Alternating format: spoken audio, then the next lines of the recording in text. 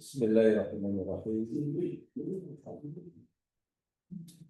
Alhamdulillahirabbil alamin.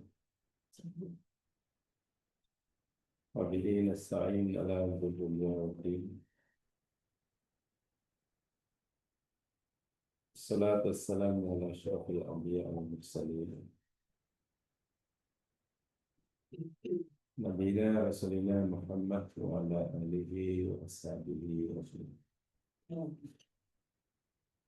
Qala sa'ali sadri wa salli amri wa hlul 'uqdatam min lisani yafqahu qawli.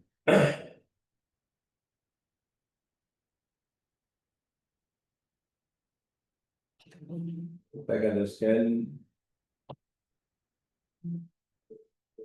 siri kajian kita berkaitan dengan saksiat kepribadian, biografi wali-waliullah yang menjadi penghulu surga di kalangan kaum wanita.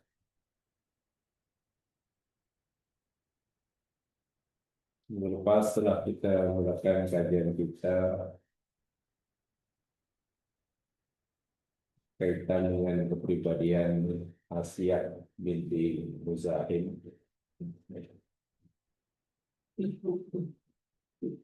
beliau adalah putri Firaun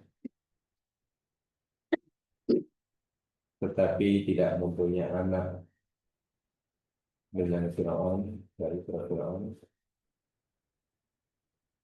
Sebaliknya beliau mengambil anak angkat dalam bahasa kita, mengambil Musa, menjadikan Musa sebagai anak angkatnya. Setelah beliau menjumpai Musa yang masih bayi dalam peti dihanyutkan oleh ibunya atas perintah Allah, didapurnya dan dijadikan sebagai anak angkat dalam bahasa kita. Sesuai dengan firman Allah bahwa Musa diambil sebagai anak angkat oleh Asiyah, firman oleh Allah dalam surah Al-Qasas ayat 9 yang telah kita pelajari kemarin. Masa ayat fa'ana awanat taqidahu walada. Al-Qasas ayat 9. Jangan bunuh Musa, jadi dia akan memberikan manfaat buat kita, atau lebih baik kalau kita ambil dia sebagai anak.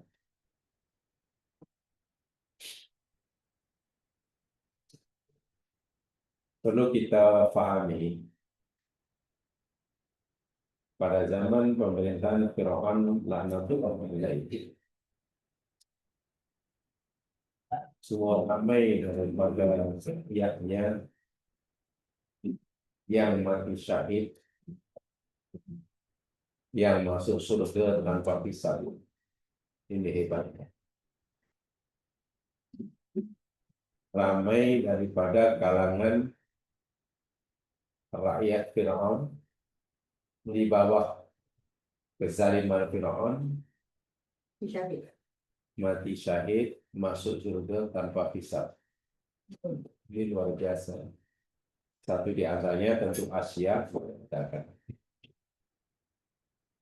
Kemudian ada lagi nama yang terkenal juga, ada hadis namanya Masyiqah. Masyiqah itu sebenarnya bukan nama dia, tapi nama profesion sebetulnya. Masyiqah itu mana perempuan yang menyisir, menyukat rambut, ma'andam. Karena kerjanya yakni menjaga keluarga Fir'aun lah. Sisir rambut, kan dalam bahasanya sisir itu, sikat rambut itu mistun. Mispon, masa atau mispon orangnya yang menikah itu adalah masih, kalau perempuan masih top. Jadi masih halnya bukan nama, tapi pekerjaan. Kita tahu lah bahasa Melayu ini pekerjaan jadi nama orang jadi nama pekerjaan itu Melayu. Bela itu nama orang, tapi dah sampai Malaysia Bela jadi profesi. Siapa bilanya, berarti bila itu pelik. Kemudian kita juga tahu bekas ahli sihir Fir'aun yang jumlahnya bukan seorang, ratusan, setelah kalah melawan Nabi Musa dan yakin Musa bukan ahli sihir, sebenarnya Musa adalah utusan Allah, beriman kepada Allah, beriman kepada Musa, maka oleh Fir'aun dibunuh dengan cara dikerat-kerat tangan dan kakinya. Syahid juga. Jadi benar-benarlah pada semua Fir'aun ini, walaupun dia sangat zalim, tapi justru di bawah kezaliman pemerintahnya ramai daripada kaumnya yang mati syahid masuk surga tanpa hisab. Itu luar biasa. Dan tentulah ini ujian yang sangat berat bagi orang-orang mukmin di bawah pemerintahan Fir'aun, tak kecuali yakni Masita ini. Masita dan juga Asia. Masita. Juga begini ya, di dalam satu riwayat bersumber daripada Ibnu Abbas. Jadi bersumber daripada Ibnu Abbas, Abdullah bin Abbas radhiyallahu anhuma, anna Nabiya sallallahu alaihi wasallam lamma usriya bihi marrat bihi raihatan thayyibatan. Thayyibah. Ketika Nabi diisrakan, Isra Mi'raj, Nabi lalu di satu daerah, di satu tempat, dan Nabi menghidu, mencium bau yang sangat-sangat harum, aroma yang sangat harum. Lalu baginda bertanya pada Jibril, ya Jibril, ma hadhihi raihah? Jibril, bawa apa ini? Begitu harum, begitu wangi sekali. Jibril kata, ma suqa Fir'aun. Oh, ini bau Masita. Pekerja di istana Fir'aun. Kanat tamsutuha fawaqa'al mislu biyadiha. Ketika ia sedang menyisir, mengikat keluarga si Fir'aun, anak Fir'aun tapi bukan dari Asia, sikat rambutnya ini jatuh. Jatuh, lalu dia berkata, Bismillah. Bismillah, kata Masita.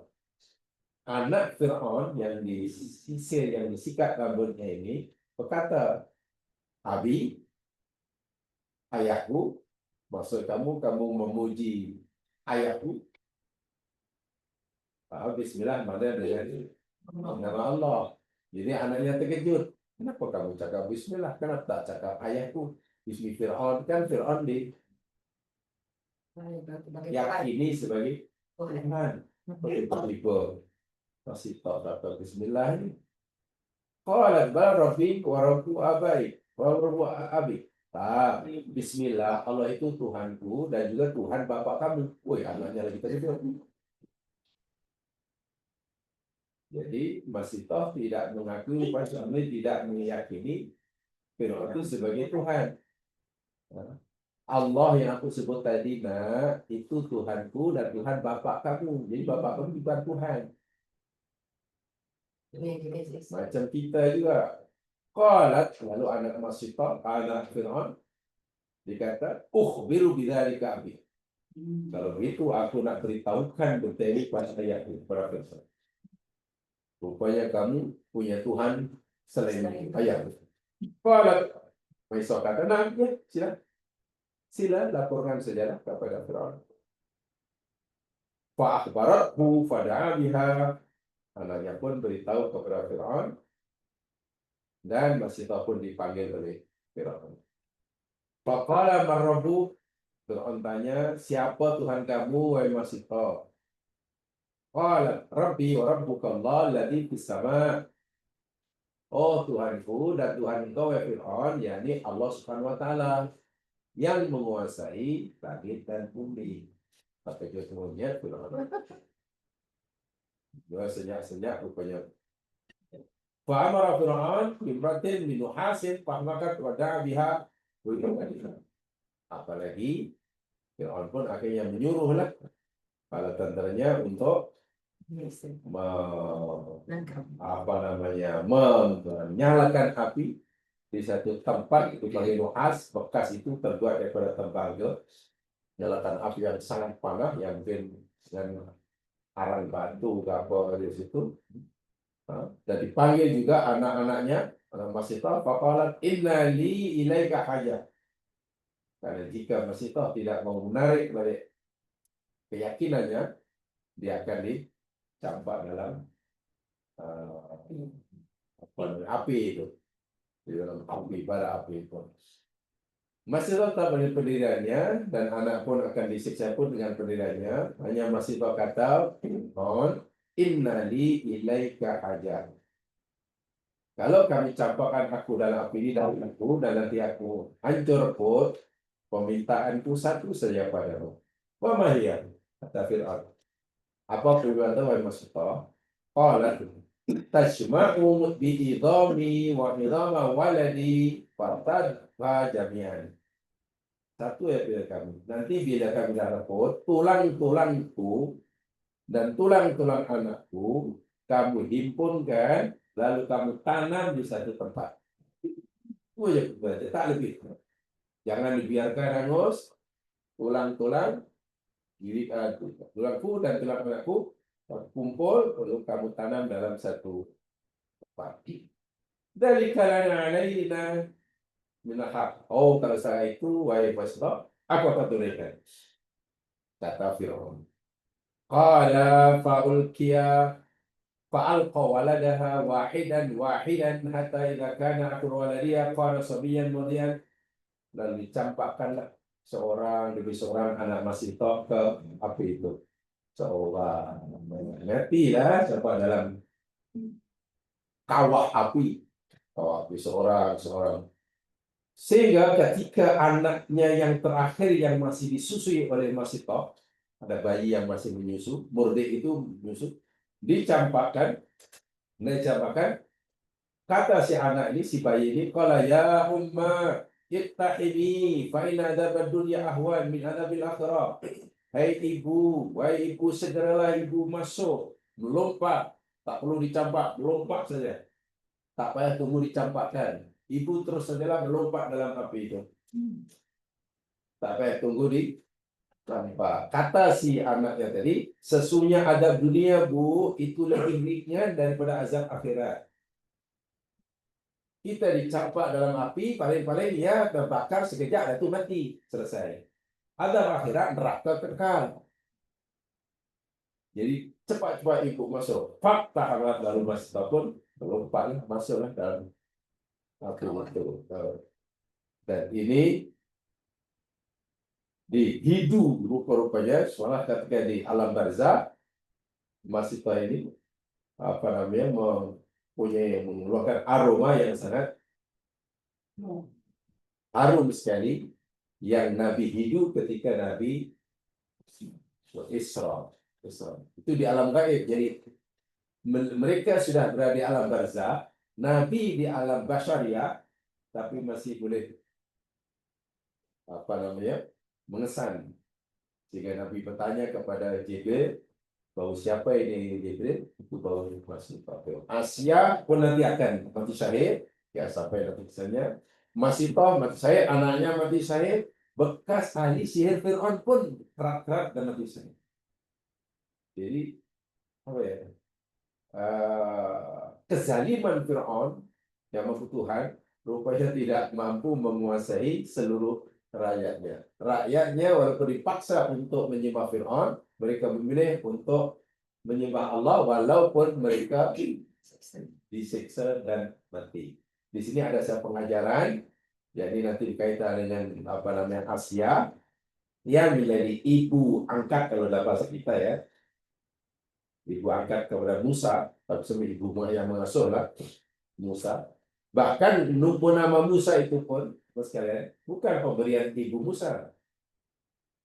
Nama Musa itu bukan pemberian ibu Musa. Karena ketika ibu Musa itu menghanyutkannya belum nama. Kan? Jadi kalaulah katalah ibunya itu anak aku, lagi lah anak akan disembelih. Sebab itu ibunya tetap merahsiakannya. Sehingga ada beberapa pendapat. Pendapat yang pertama, Musa itu sebenarnya bahasa Kipti. Bahasa Kupti atau Kipti. Bahasa Fir'aun lah. Tadi pada dua patah kata. Satu mu, dan kedua sa. Mu itu, dalam bahasa Kipti, yakni mu itu sebenarnya air, ma.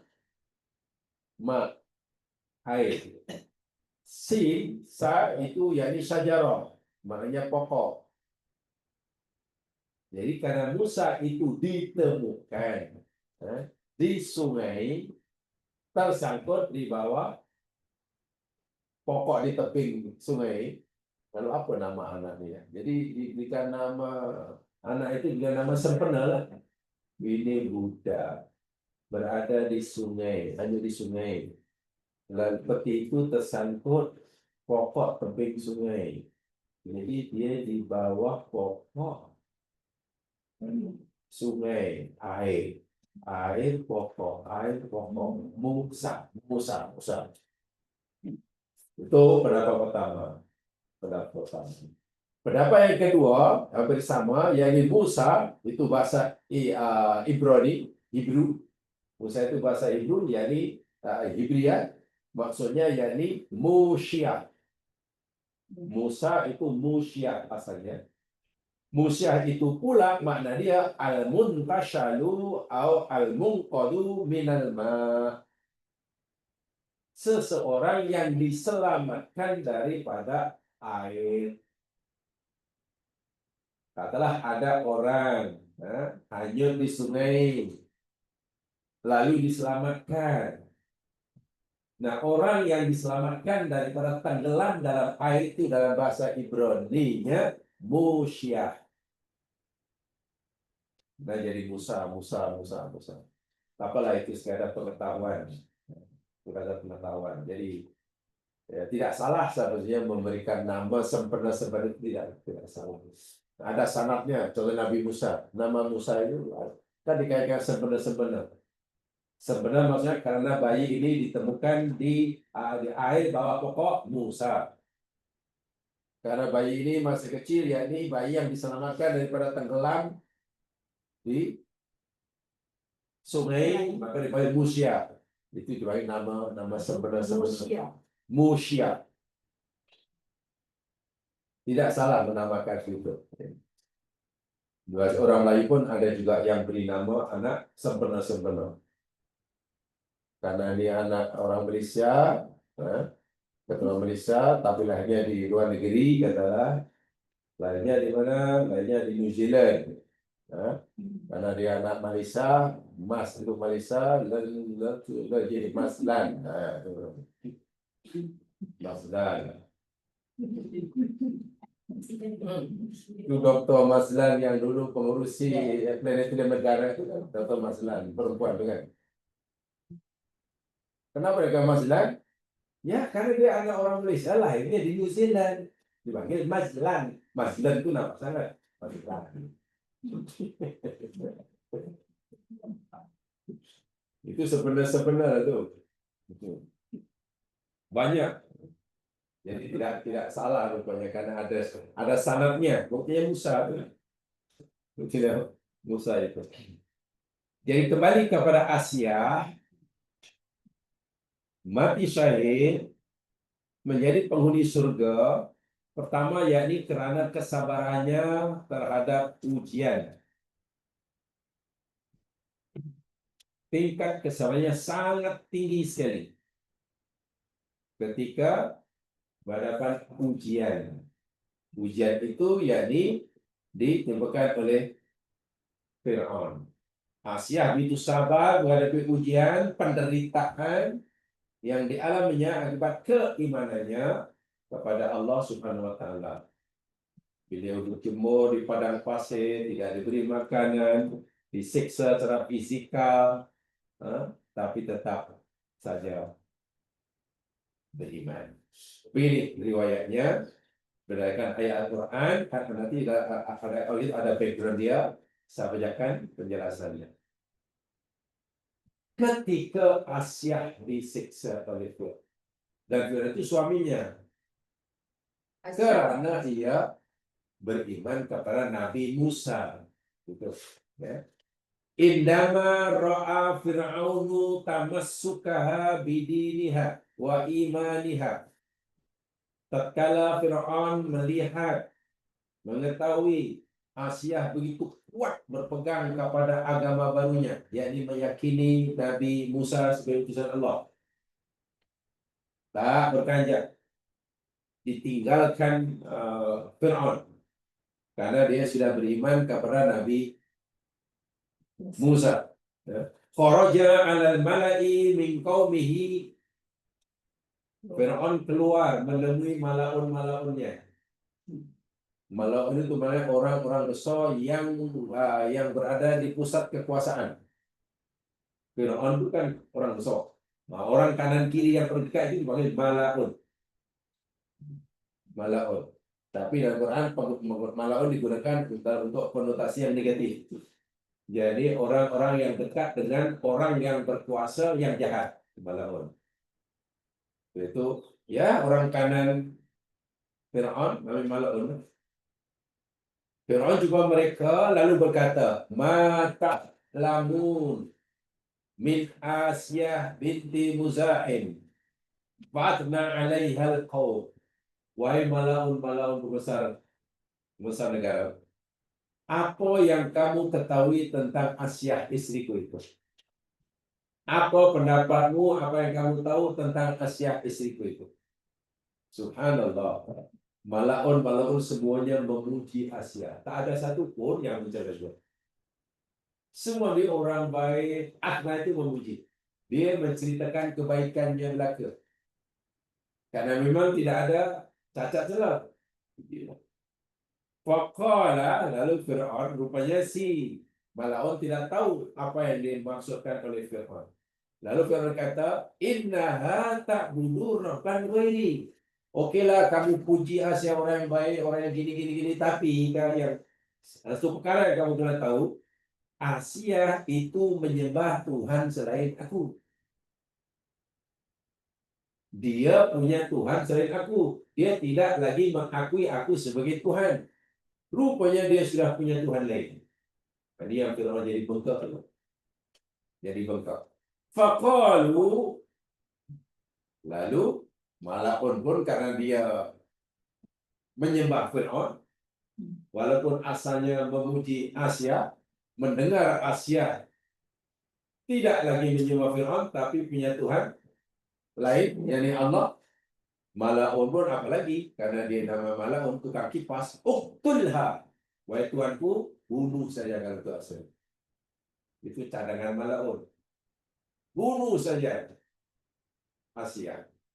Thumma nada Fir'aunu zabaniyatahu wa autadu laha autadan wasaddu biyadaya wa rijlaya wa da'uha fil harri allahiq tahta asyatil syamsil muharrika. Lalu Fir'aun panggillah pegawai-pegawai yang tukang yang kerja yang menyiksa orang, apa namanya, pegawai kaitangan yang tugas dia melaksanakan hukuman. Katalah, sudah dipuskan apa bersalah, disebat. Yang tu bersabar itu. Wadah bersalah, apa hukumannya apa? Tembak dan mati. Yang tembak itu. Apa dalam maksudnya? Bahasa dia. Pegawai-pegawai kerajaan, penguasa yang tugas khasnya memang untuk melaksanakan hukuman. Kalau hukumnya bunuh, bunuh lah. Kalau dera, dera lah. Kalau sebat, sebat lah. Kalau cakap, dua gantung mereka. Kerjanya gantung aja. Tapi kalau yang bakok, kalau hukumannya bakok, itu nggak bakok. Kalau bunuh, tak tahu bahasa Belanda apa. Tapi saya ada bahasa Indonesia namanya al-tuju. Al-tuju. Al-tuju. Kalau bahasa Indonesia. Al-Gojo itu maknanya pegawai orang yang memang tugas khasnya melaksanakan hukuman pada orang bersalah. Apa saja. Kalau hukumannya sudah gantung, dialah yang akan gantung. Mereka akan gantung. Kalau hukuman orang itu katalah bunuh, dia yang akan pembunuhan. Kalau contohnya katalah dikerat tangan-tangannya, dialah Al-Gojo, Al-Gojo. Bukan hakim, Ustaz. Ya. Bukan hakim. Hakimnya menjatuhkan, yang melaksanakan. Pelaksana hukuman itu. Dan itu zaman komunis memang sangat terkenal di Indonesia. Saya baca sejarahnya tahun 65. Parti komunis terbesar di Indonesia. Rupanya Indonesia waktu itu parti komunis terbesar selepas Cina. Di Indonesia pernah punya parti komunis terbesar kedua selepas China.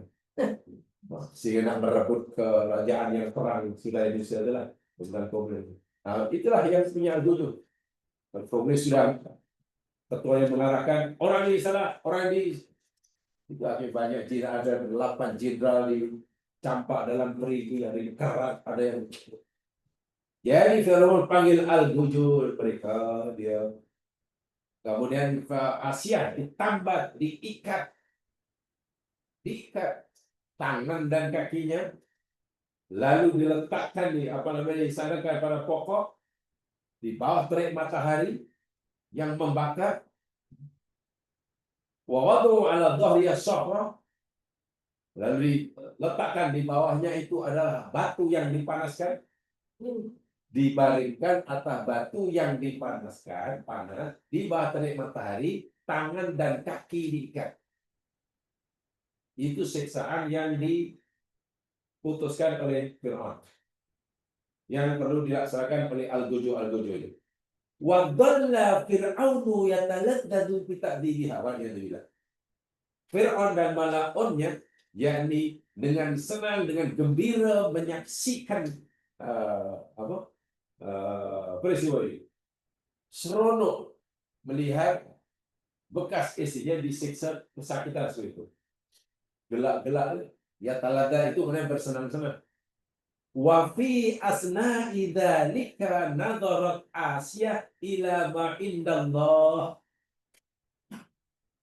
Ketika Asia dalam keadaan tersiksa seperti itu, panas matahari satu hal, tangan kaki diikat, di bawah pula batu yang sangat panas, dia tak boleh buat apa.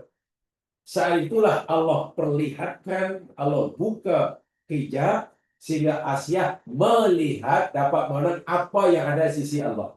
Mana apa yang Allah janjikan buat dia. Apa yang Allah janjikan buat dia. Wada'at Allah anna ayyabniyat laha baita fi jannah. Saat Asia melihat tempat yang Allah sediakan buat dia, saat itulah Asia berdoa. Dan doanya dirakamkan dalam surah At-Tahrim ayat 11 ini. Nah, ini background dia. Jadi doa itu bukan tak ada background, ada backgroundnya, ada latar belakangnya. Surah At-Tahrim ayat 11. Coba yang mau perhatikan.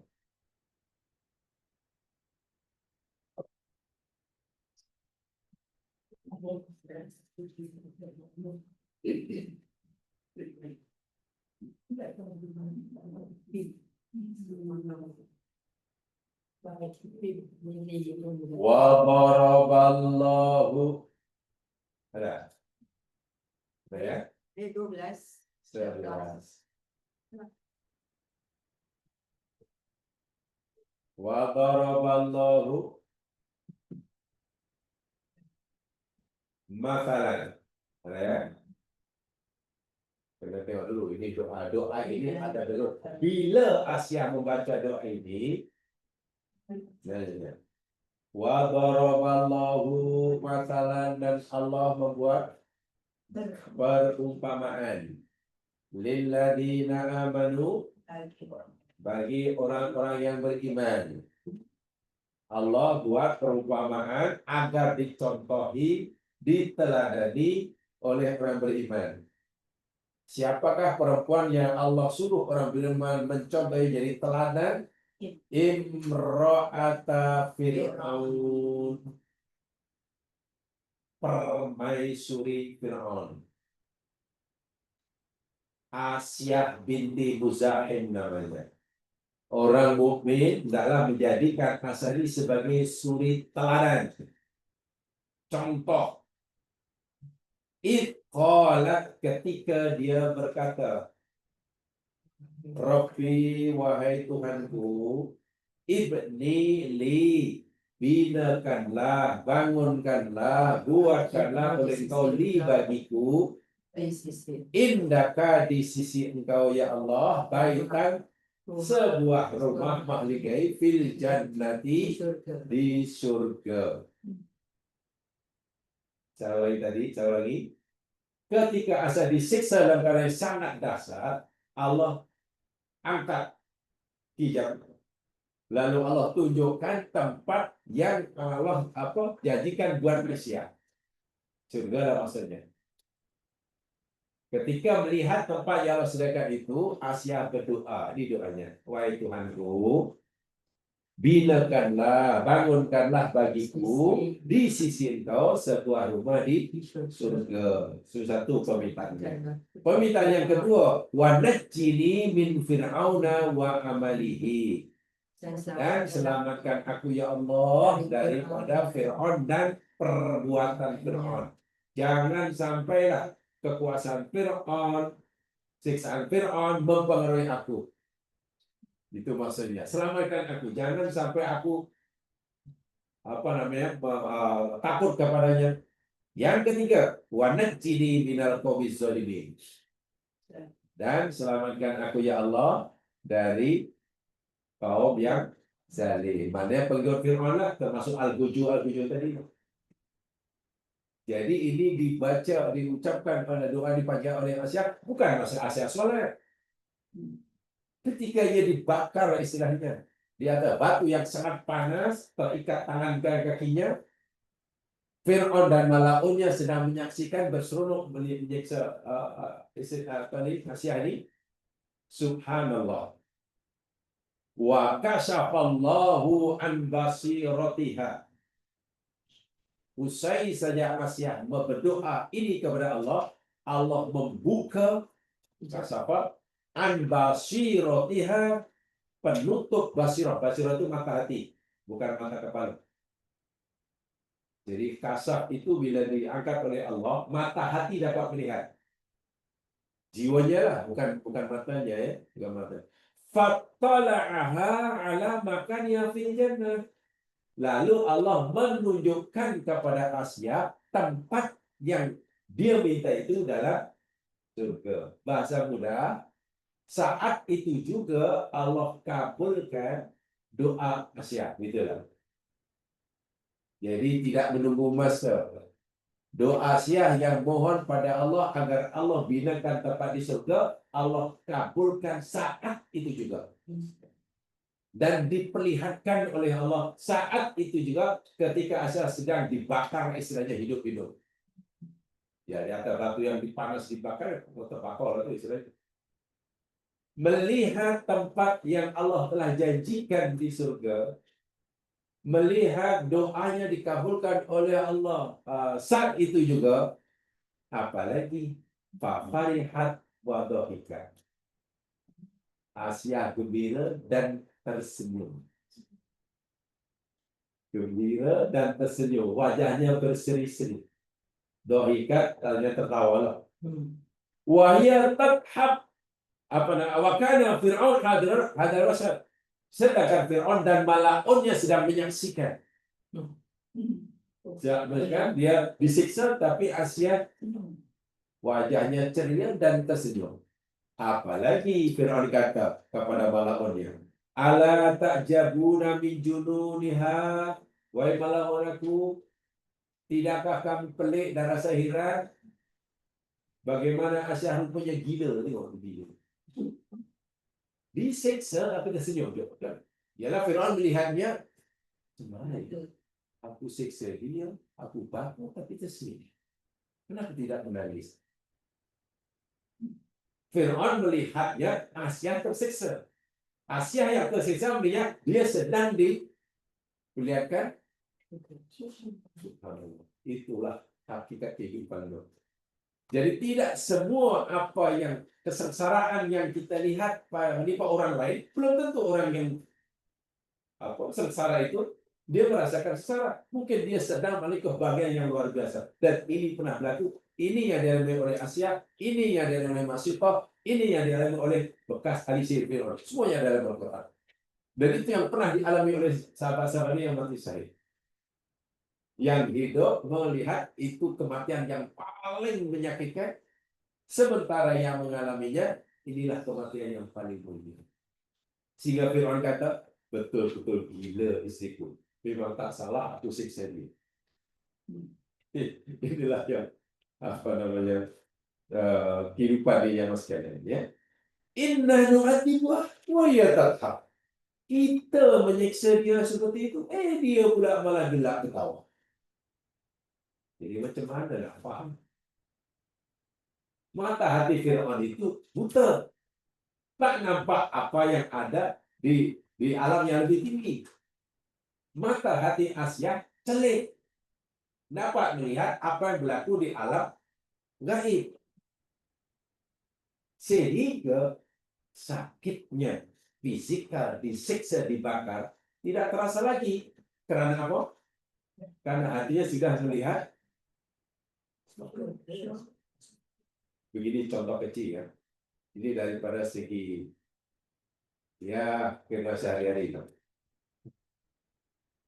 Ada budak katakanlah balik sekolah, pengen nabung, minta makanan apa namanya karena lapor. Wah makan, lapor, tahan. Ketika maknya sedang menjadikan makanannya, anak itu kemudian mainlah game. Main game, karena main game bukan main seronok, disuruh makan malah tanah. Kenapa? Wah tadi sebelum main game, lapar dan dia memang tak tahan. Jadi main game seronok, lupa lapar.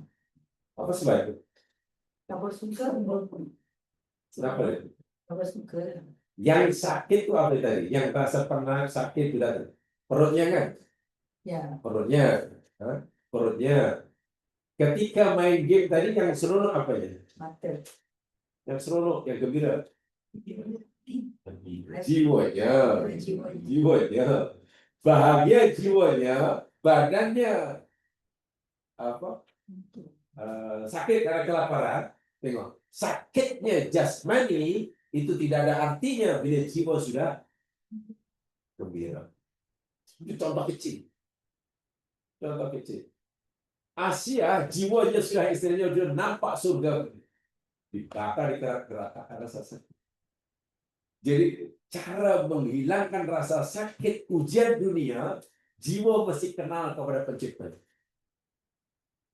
Bila jiwa ini sudah makin kenal, makin dekat pada Tuhannya, yakin jangankan hanya demam, dibakar pun tak rasa sakit. Ingat, dahulu pernah kita pelajari bagaimana ayah Jabir yang mati syahid. Jabir sedih, bukan sedih karena ayahnya mati syahid. Jabir sedih karena ayahnya meninggal. Sedangkan ayahnya ini meninggalkan hutang yang banyak. Ayahnya meninggalkan anak-anak yang masih kecil jadi adik Jabir, sehingga Jabir pikir bila ayah sudah tidak ada, maknanya aku yang ambil tanggung jawab, ketua rumah tangga, jaga adik-adik kecil. Ayah pula punya hutang yang banyak, macam mana bayar? Sedihnya di situ. Nabi SAW jumpa Jabir, lalu tanya, hai Jabir, kenapa aku melihat begini mutaka juga? Mutaka itu mereka kamu sentiasa sedih beberapa ini. Jabir cerita itulah, ayahku meninggal ya Rasulullah, dia meninggalkan hutang, adik-adikku masih kecil banyak. Nabi kata, maukah aku beritahukan pada kamu apa yang dialami oleh ayah kamu di alam barzakh? Jabir kata, benar ya Rasul. Apa yang dialami oleh ayahku di alam barzakh? Begini Jabir, Allah tidak pernah berkata-kata dengan hambanya secara tersemuka. Tak pernah. Kecuali ketika Allah berkata dengan ayahmu di alam barzakh. Dia bersemuka. Lalu Allah berfirman pada ayahmu, wahai hambaku, mintalah apa saja kepada aku, niscaya aku akan kabulkan. Jadi di alam barzakh, Nabi yang cerita dalam hadis sahih. Lalu ayah Jabir, jadi Abdullah, ya Allah, aku minta, aku mohon padamu ya Allah, hidupkan aku semula ke dunia, supaya agar aku boleh mati semula. Dia pelik. Dia hidup dunia bukan karena nak habiskan tiket murahnya. Hidupkan aku semula, ya Allah, bagi aku peluang untuk hidup semula ke dunia, agar aku boleh mati semula, mati syahid semula. Maknanya akan berjuang dan akan mati. Bahasa mudahnya, ayah Jabir tak puas rasanya mati syahid hanya sekali. Kalau boleh, banyak. Sedang kita tahu orang mati syahid jadi Allah mati dibunuh oleh musuh. Jasadnya dicincang mungkin. Kita melihat dari segi zahir pasti menderita orang ini. Jasadnya menderita, tapi jiwa orang mati syahid ini bahagia luar biasa. Sehingga tertagih kalau boleh mati banyak kali. Itulah sebenarnya hubungan jiwa dan orang Melayu panggil apa? Jiwa dan raga. Jiwa dan raga. Bila jiwa ini sudah tenang, jiwa ini sudah bahagia, dan kebahagiaan jiwa apabila sudah dekat dengan Allah, yakin akan jadi Allah, sekeruk apapun, sesakit apapun raganya tidak akan dirasa. Seberat apapun ujiannya, itu pengajaran. Itu pengajaran. Jadi macam mana untuk meringankan ujian yang Allah timpakan pada kita? Macam mana untuk meringankan beban dan penderitaan yang kita alami? Salah satu cara yang menurut Al-Quran, jalin hubungan yang harmoni dengan Allah. Makin dekat dengan Allah, makin yakin dengan Allah, pasti akan rasa ringan. Bahkan dengan badan disiksa begitu, yang menyiksa seronok menyiksa orang yang dianggap menderhaka, tapi yang disiksa ini senyum pula, gembira pula. Faqabadallahu ruhaha ila jannah radhiyallahu anha. Lalu Allah Subhanahu wa taala mencabut nyawa Asia ketika ia sedang melihat. Mungkin si Firaun puas karena berjalan menyiksa, dia puas merasa menang. Tapi Asia merasa dia yang menang kan. Sebab bagi dia, tak apalah kau keratlah, kau bakal. Ini sama betul zaman sekarang. Dalam surah Yasin, saya tunjukkan ayatnya. Mudah-mudahan ya adalah ayat-ayat dalam surah Yasin yang kita pahami maknanya.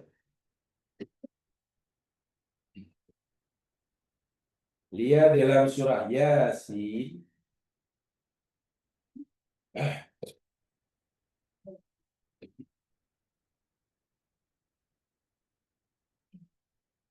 ayat yang ke-25 dan seterusnya. Yasin 25 langsung.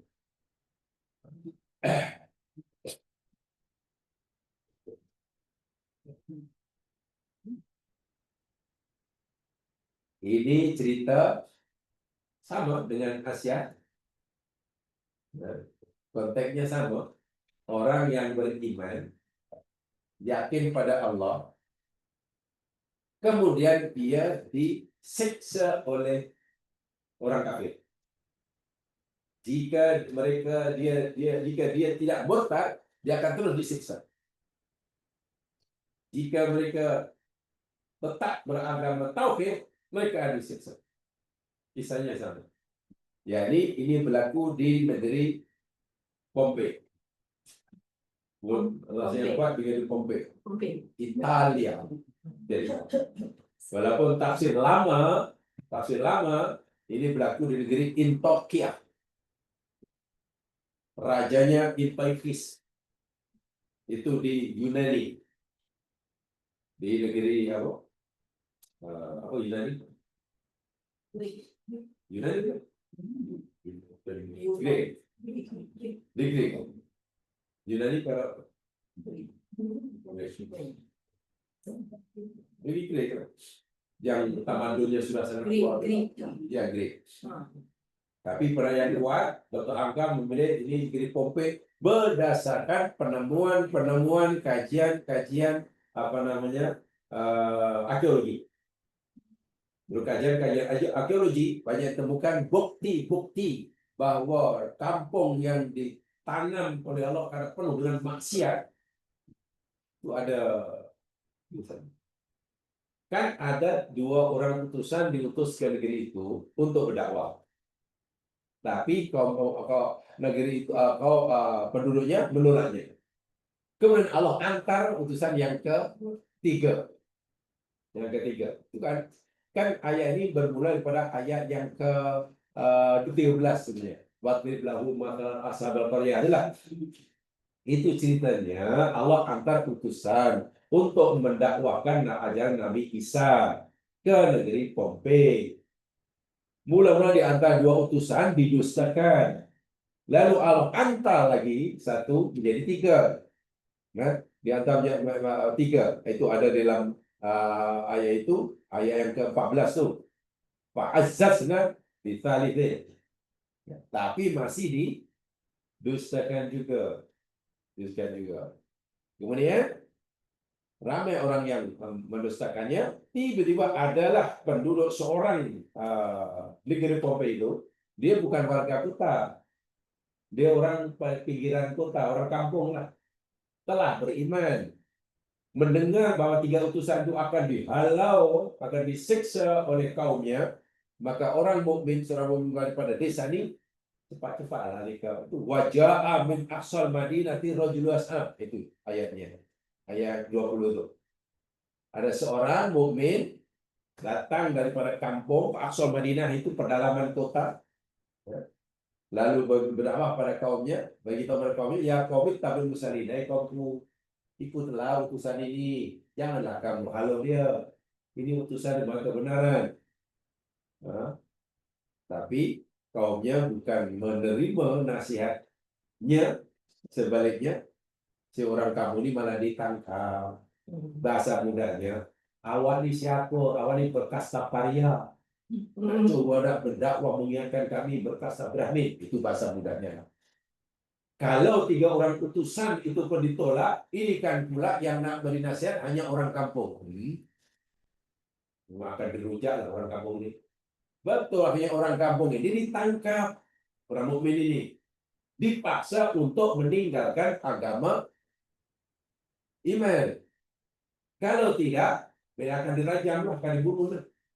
Jawaban orang kampung ini luar biasa. Ayat 22, wa maliyala abdati fatorani wa ilaihi turja'un. Cemanalah aku tidak menyembah Allah yang telah menciptakan aku, Tuhan yang kamu semua akan kembali kepadanya. Atau itu min duni alihatan iyuri rahman bidunillah sumni ani syarwatum syarwalayum gidun. Adakah patut aku tidak menjadikan selain Allah, Tuhan selain Allah, Sedangkan jika Ar-Rahman menghendaki hendak menimpakan atau padaku, Tuhan selain Allah itu tidak boleh memberikan manfaat sikit pun bagi aku dan tidak boleh menyelamatkan aku. Dan kalau aku menyembah selain Allah, aku tinggalkan Allah, ini adalah fitar mubin. Sesungguhnya aku dalam kesesatan yang nyata. Lalu dengan berani, dengan yakin, orang kampung yang beri berkata di hadapan kaumnya, yang nak menyiksa adalah inni amantu bi rabbikum fasma'un. Di hadapan kaumnya, di hadapan 3 utusan. Wahai 3 utusan yang menyuruh kami meyakini adanya Allah, sesudah aku beriman dengan Tuhan kamu. Jadi Allah maksudnya Tuhan yang didakwakan oleh 3 utusan adalah fasma'uni, dengarkan oleh kamu. Apalagi orang ditangkap ya. Nak tangkap 3 utusan tak mungkin ini orang luar. Bangsa sini kalau ini yang orang kampung yang dianggap parian ini ditangkap, diikat lalu direjam kisahnya. Satu baling batu hingga mati. Ketika orang ini direjam dan sudah mendekati ajalnya, badannya hancurlah dia jam di batu. Ya, raganya hancur, tapi jiwanya tidak. Waktu itu malaikat diutus oleh Allah. Allah utus malaikat untuk membisikkan kepada jiwa orang ini. Qilat kulil jannah. Apa itu? Dikatakan kepada orang ini, masuklah kamu dalam surga. Ini bukan ucapan 3 utusan kepada orang kampung tadi. Orang kampung itu dalam tafsir namanya Habib An-Najjar. Itu belum pendapat Habib An-Najjar, tapi secara nama tak ini sangat tak penting sangat. Sebab kalau namanya Habib An-Najjar, dia bukan orang Arab, dia orang Pompei, orang Italia, tak akan nama Habib An-Najjar. Tapi untuk memudahkan, nama dia Habib An-Najjar. Ketika ia sudah berada dalam proses kematiannya, ketika ia dalam proses berpisahnya jiwa dan roh daripada badannya, ketika badannya hancur lebur, istilahnya baling batu, menunggu saja nyawa dan jiwanya keluar, malaikat diutus oleh Allah untuk memberitahu kabar gembira. Masuklah kamu dalam surga. Surga dinampakkan, suruh masuk. Walaupun tidak saat itu, maknanya jaminan surga bagi orang ini sudah dijamin. bagaimana dia jiwa yang sudah dinampakkan surga dan dijamin. Gembira ataupun pasti gembira. Ketika jiwa dalam keadaan kemuncak kegembiraan, jasadnya yang hancur di balik batu itu terasa sakit atau tidak? Pasti tidak terasa sakit. Bahkan dia heran. Dia kata, oh lah, ya laita qaumi ya'lamun. Berkatalah Habib Rajani, aduhai kalaulah kaumku ini, kalaulah kaumku tahu apa yang aku tahu sekarang, kalaulah kaumku dapat melihat apa yang aku lihat sekarang, kalaulah kaumku dapat merasai apa yang aku rasa. Dia malah kasihan kepada kaumnya yang menyiksa dia, yang mengerajamnya marah kepada dia. Dia kasihan, kasihannya lah orang bisa. Bima ghafara li rabbi wa ja'alani minal mukramin. Dengan sebab apalah Tuhanku mengampunkan dosa-dosaku. Dia tahu dosanya sangat banyak karena sebelum ini dia musyrik. Begitu memeluk agama tauhid karena menerima ajaran 3 nabi tadi, terus disiksa. Maknanya boleh katakan jadi orang mukmin hanya beberapa ketika. Tapi ketika matinya sudah dipersilakan dalam saat kematian sudah dipersilakan masuk surga. Dia pun heran dengan sebab apa ya Allah boleh mengampunkan dosaku yang sangat banyak. Bukan sekadar dosaku diampun, wa ja'alani minal mukramin. Dan Tuhanku telah menjadikan aku orang-orang yang hibur. Inilah contohnya sama dengan Asia, sama dengan Masutah. Yakni orang yang kuat berpegang kepada akidahnya hingga rela raganya hancur disiksa.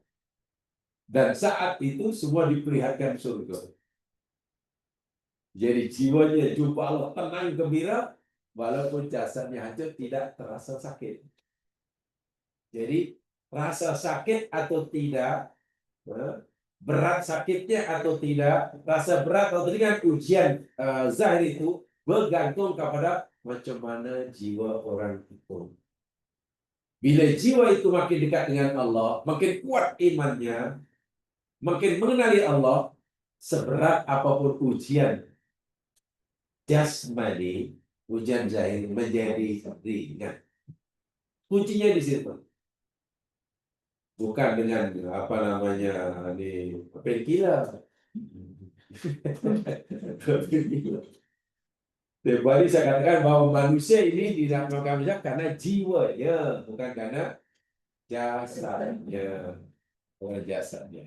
Itulah pentingnya menyehatkan jiwa. Berusaha agar jasmani sehat, disuruh bagus. Berusaha untuk pastikan jiwa sudah sehat, lagi bagus. So, kalau jiwa itu sehat, jasmani pun insya Allah sehat. Kalau sakit pun pasti kurang dirasai sakitnya. Sebaliknya kalau jiwanya sakit, jasmani sehat pun pasti terasa tidak tenang. Pasti itu. Itu poin yang sangat penting, kajian sangat penting yang Allah sampaikan kepada kita melalui kisah Asia, melalui kisah Nasita, melalui kisah Habib An-Najjar, melalui kisah apa namanya bekas ahli sihir Fir'aun, belas sihir Fir'aun. Yang mau melihat yang ini pada zaman Fir'aun, coba lihat surat Toha. Lagi satu contoh, contoh yang serupa, case-nya serupa. Orang-orang yang bertuah, orang-orang yang kuat beragama, mempertahankan agamanya, tauhidnya, walaupun rela disiksa dengan siksa yang luar biasa. Ketika meninggalkan dunia, belum pun mati, sudah diperlihatkan tempatnya di surga. Lihat surat Toha, mula ayat 72.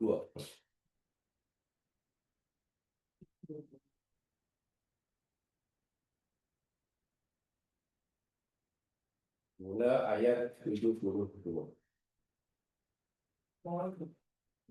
Ayat ini cerita tentang bekas ahli sihir Fir'aun, ya, mantan ahli sihir. Yang asalnya ia pengikut setia Fir'aun, menyembah Fir'aun, dan dia bersedia nak membela Fir'aun. Setelah itu mereka mau bersedia melawan Nabi Musa atas perintah Fir'aun. Reward yang Fir'aun jadikan luar biasa, sangat besar. Satu di antara reward yang Fir'aun jadikan, mereka akan menjadi muqarrabin. Apa namanya? Minal muqarrabin. Kalau mereka yang bersedia melawan Fir'aun, dan jika nanti menang, mereka akan dibagi reward oleh Fir'aun. Satu di antara upahnya, hadiahnya ini minal muqarrabin. Mereka jadi golongan yang ya, dengan Fir'aun mana dapat apa misalnya? Dapat reward apa? Kalau sekarang dapat apa, pingat DK kalau sekarang. Ya, Dalkov. Kalau lebih Jawi jadi Dalkov. Darjah kerabat. Paling tinggi itu, paling tinggi. Bahasa mudanya, kalau kamu percaya mengalahkan Musa, semua kami aku bagi titik. Yang lain yang kecil lah, bagi apa rumah apa. Jadi orang musyrik nih, penyembah Fir'aun. Tapi selepas melawan Musa dan dia dapat melihat Musa bukan ahli sihir, Musa adalah utusan Allah. Dari mana mereka tahu bahwa Musa ini bukan ahli sihir? Dari mana ahli sihir tahu yang Musa ini bukan ahli sihir?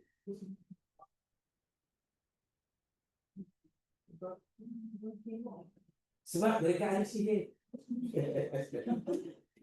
Ahli sihirlah yang tahu orang itu ahli sihir atau bukan.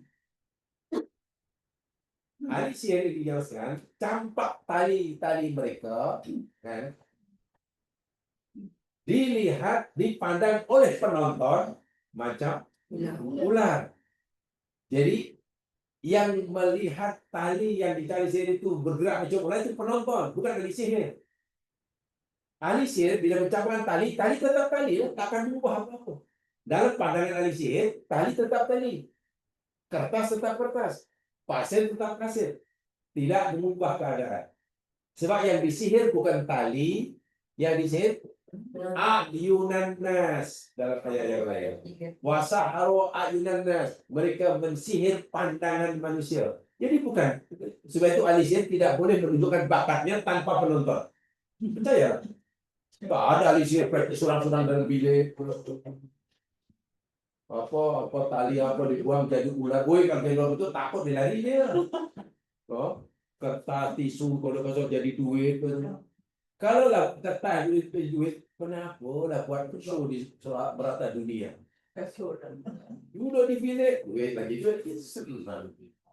Kenapa masih beri ke mama anak beli apa nasi biryani? Pasir boleh jadi biryani. Jadi yang kena tipu itu penonton. Gitu. Sebab itu ahli sihir tidak boleh menunjukkan bakat sihirnya tanpa ada penonton. Atau ada penonton tapi semua tengok belakang. Bingung ya. Atau pejam mata. Bingung. Jadi yang kena tipu itu yang penonton tuh. Dah lah kena tipu suruh bayar. Itu yang penting. Saya tak tahu siapa yang pandai. Yang pandai ahli sihir atau penontonnya? Yang bodoh penonton lah. Seakan ahli sihir, raya sekalian, Cina kumpul di Dewan Dunia, saya nak tipu kamu, tapi kena bayar. Yang dulu depan bayarnya lain, yang belakang, oh ya, okey lah, kena tipu lah, bayar. Bodoh. Jadi ketika ahli sihir campakkan tongkat atau tali, dia tetap tali, takkan berubah. Penonton melihatnya itu ular. Saat itulah Allah perintahkan Musa, alqi pasaka, campak tongkatnya. Tongkat Musa dicampak oleh Musa, betul jadi ular. Musa nampak itu ular, ahli sihir nampak itu ular, Firaun nampak itu ular, penonton. Jadi nasib pelik. Kalau Musa ini ahli sihir, tidak mungkin tongkatnya berubah jadi. Waktu itulah baru ahli sihir kenal. Oh, ini bukan ahli sihir. Ini benar-benar utusan Allah. Sehingga dia beriman pada Nabi Musa itu karena berkat ilmu sihirnya. Firaun tidak boleh bezakan mana sihir, mana mukjizat. Karena Firaun bukan ahli sihir. Penonton tidak boleh membezakan mana ular sihir, mana ular mukjizat. Sebab itulah ahli sihir yakin saja Musa bukan ahli sihir. Dia utusan Allah.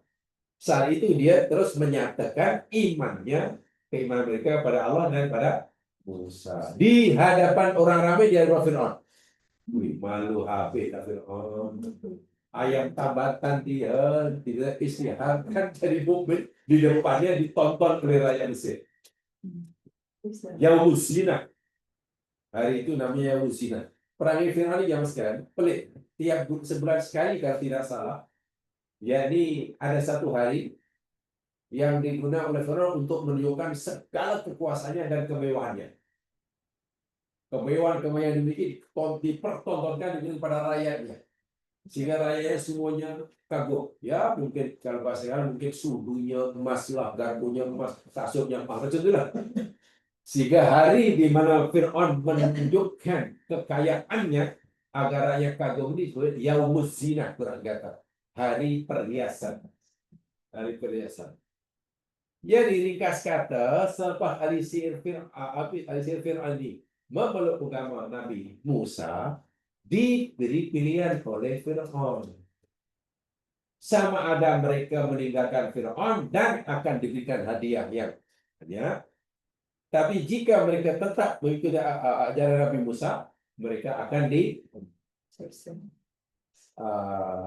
bunuh dengan cara yang kejam.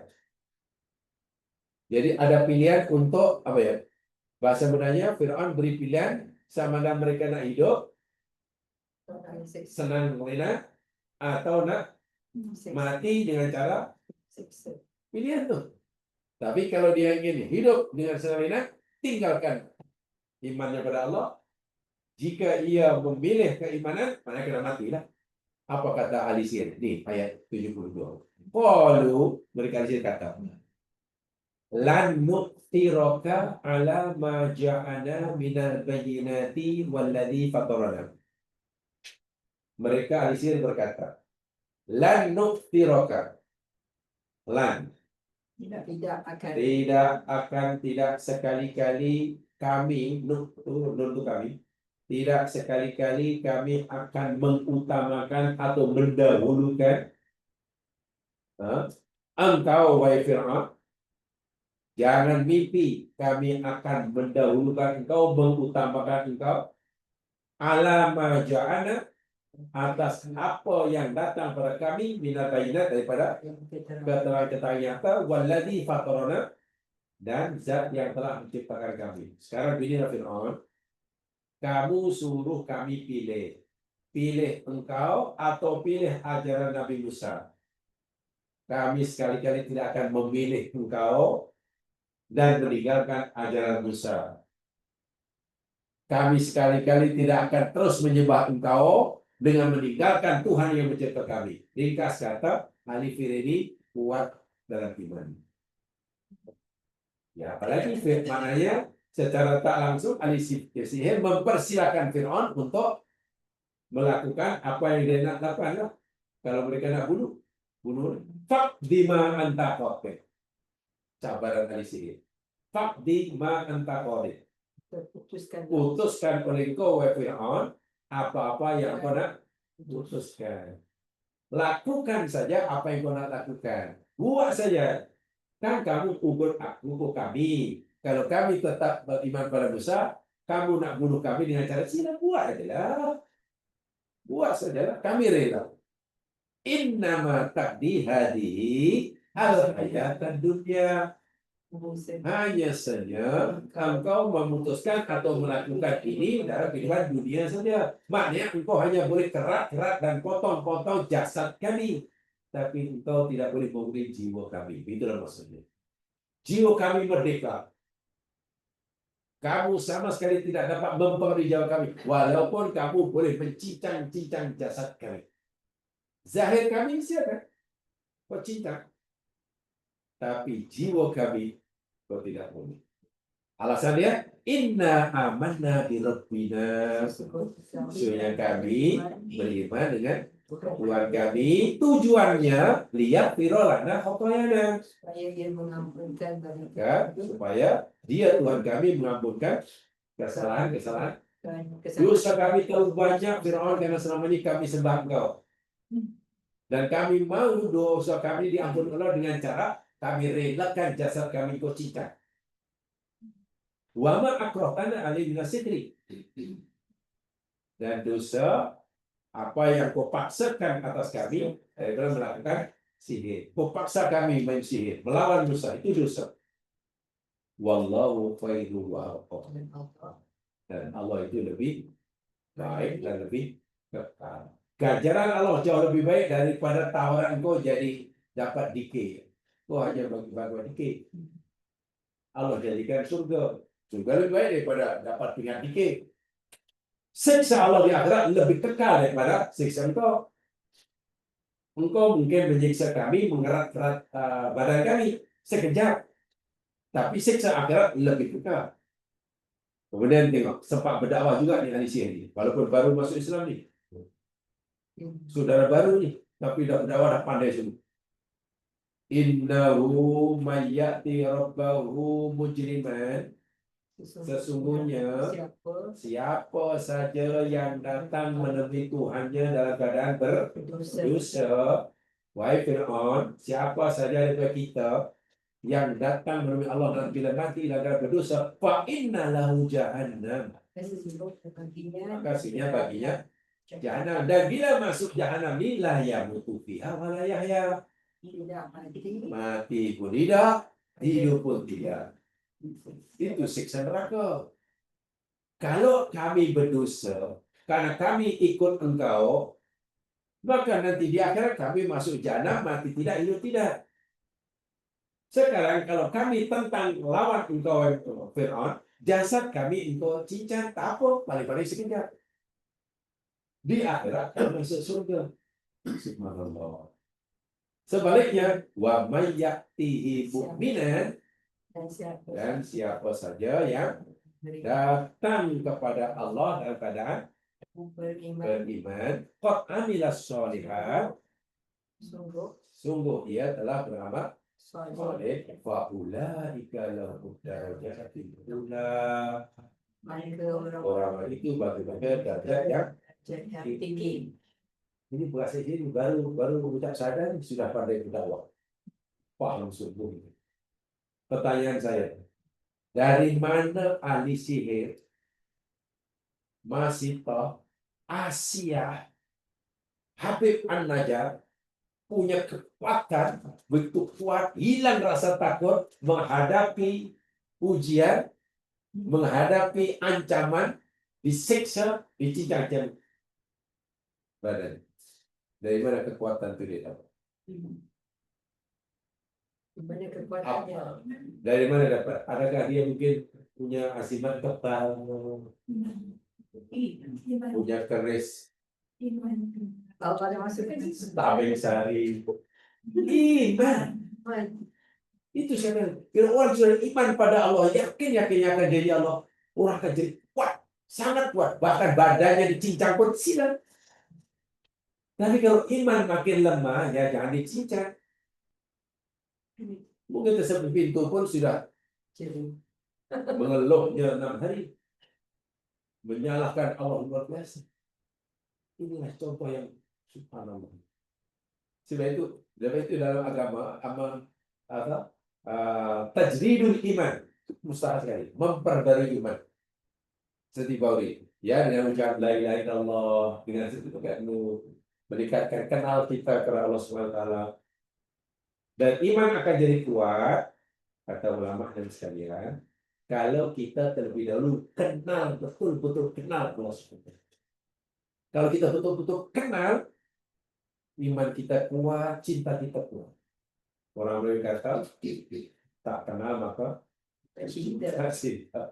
Jadi untuk cinta Allah itu kena. Kalau sudah kenal jemaah sekalian, Allah Akbar, pasti cinta. Contoh kecil. Kata kita sebagai orang tua, mak atau ayah, atau kita sebagai atuk atau kawan, bila cucu bawa naik dari belakang pula pegang kita, lalu dia telinga kita, agak-agak lah kita marah ataupun slow. Cucu 3 tahun atau kalau dia main tidur agak-agak seronok ataupun bengkak. Seronok kan, bahkan kita tambah sayang kan, mungkin kita peluk cucu. Kenapa? Kita kenal itu cucu kita. Walaupun kita digentel kita telinga, pasti seronok tak marah kan. Sekarang kita jalan-jalan di pasar raya tidak ada orang gigit ini. Marah deh. Apa sebab? itu tak kenal juga. Ya itulah. Sebenarnya agama ini mudah dipahami kalau kita melihat kehidupan sehari-hari. Kenapa tadi kawan cucu kita? Tapi kalau cucu jalan kaya ketok-ketok pun kita tak marah. Bermakna kalau kita kenal, sebenarnya kenal Allah bagi sakit ke, bagi jatuh ke, bagi apapun, saya. Itu maksud saya. Maksudnya kalau Allah uji kita mengeluh, maknanya sayang apa benda itu tipu itu. Ya Allah, saya sayang kamu, tipu itu. Itu sayang tipu. Kalau sayang itu pada cucu, pasti tak marahnya. Walaupun digendong kita itu tinggal seluruh di peluknya. Kenapa? Karena kenal betul ini cucuku. Allah. Ini darah dagingku. Jiwa itu macam itulah untuk mendidik jiwa itu. Jadi iman itu sebenarnya untuk meningkatkan ke saya macam itu. Kalau kita nak buat analogi. Hanya memanglah tidak mudah nak mengenali Allah yang maha gaib dengan nak mengenali dan mencari cucu yang maha nyata. Memang tidak mudah, itu yang biasanya. Ini cucu nampak, iya senang lah. Memang kita nampak, dia nampak, kita zahir, dia zahir. Kita alam nyata, dia alam nyata. Sama-sama. Memang mudah, tak dinafi. Tapi untuk mengenali Allah yang maha gaib, sedangkan kita ini maha nyata, tidak mudah. Tapi bukan mustahil. Sehingga Allah kata, kalau kamu nak kenali aku, jangan kenali zat aku. Kamu tak mungkin. Zat aku tak mungkin kamu pahami, kamu lihat. Kalau kamu nak kenal aku, lihat ciptaanku. Enggak ya dalam Quran ya? Ciptaan Allah apa namanya? Ciptaan Allah yang dari isinya ini apa bahasa Melayu? Bahasa Arabnya dan juga bahasa Melayu? Hah? Alam. Betul. Alam itu apa ya? Alam. Alam itu apa?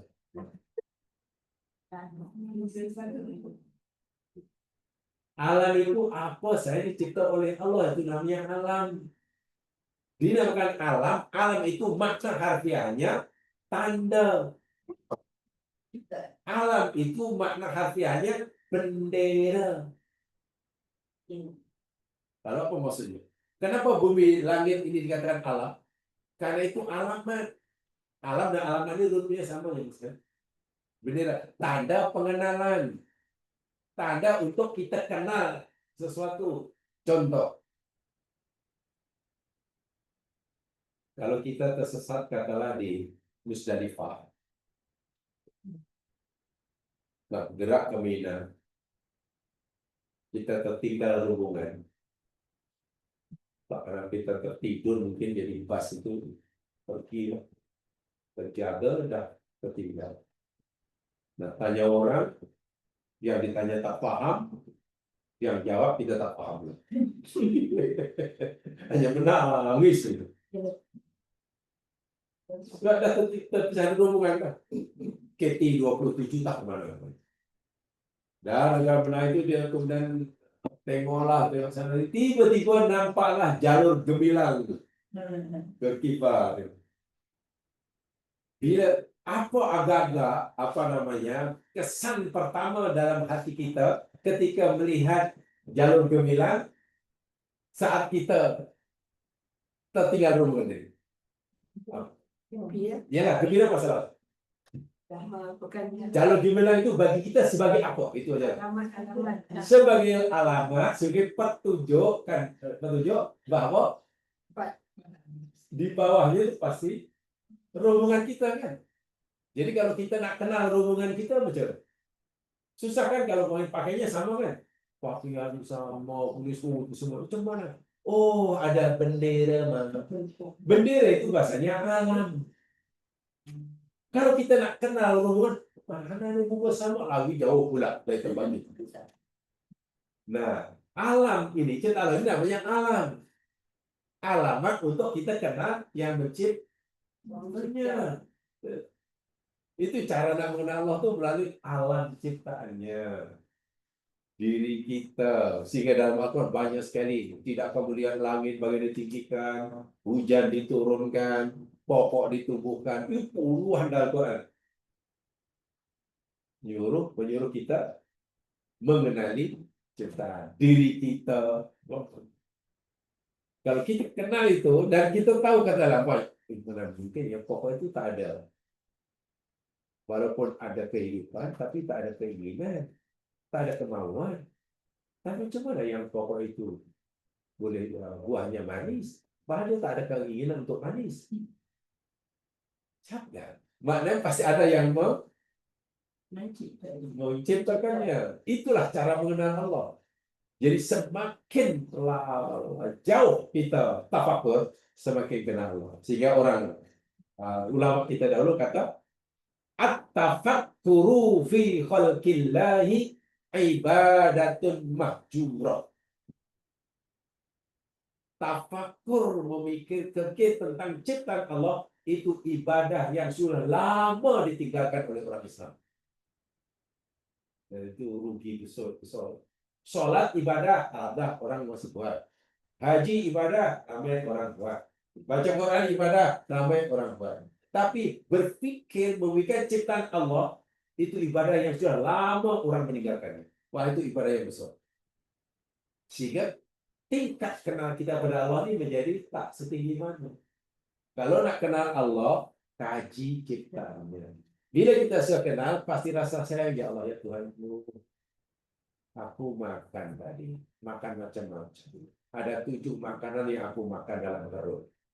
6 jenis minuman. Maklum kan open house. 7 jenis makanan, 6 jenis minuman, sekali masuk. 7 jenis makanan itu macam-macam zat makanannya. Vitaminnya macam-macam. Ada yang berguna, tak ada berguna. 6 jenis minuman itu macam-macam kandungan. Ada yang bermanfaat, ada yang tidak. Dan setiap tubuh kita, sel kita perlukan zat makanan yang berbeza-beza.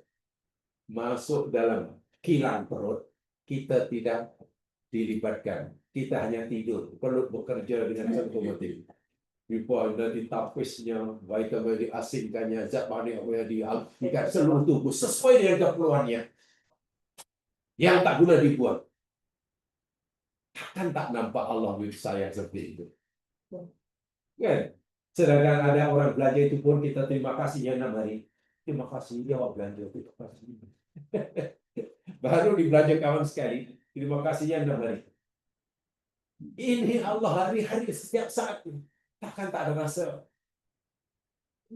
Pasti timbul rasa cinta. Nah, pasti timbul rasa cinta. Bila, ya Allah, tolonglah. Kita makan tapi Allah biarkan jadi apa kan? Mungkin makan bukan jadi sehat, malah jadi polu. Kan yang kita makan bukan semuanya diperlukan oleh badan, banyak racun per hari ini. Tapi ya Allah, Allah dengan sifat saya yang berada di kuasa dan kita tak pernah memikirkan. Kita tidur saja, ya Allah, ya Tuhanku, memori diambil oleh Allah. Lupa siarannya. Otak yang perlu ilmu, tak di mana sifat yang masa tidur. Begitu jaga Bapak dikembalikan semua. Bayangkan kalau Allah tetap tahan memori itu. Bangun dari 5 jam masih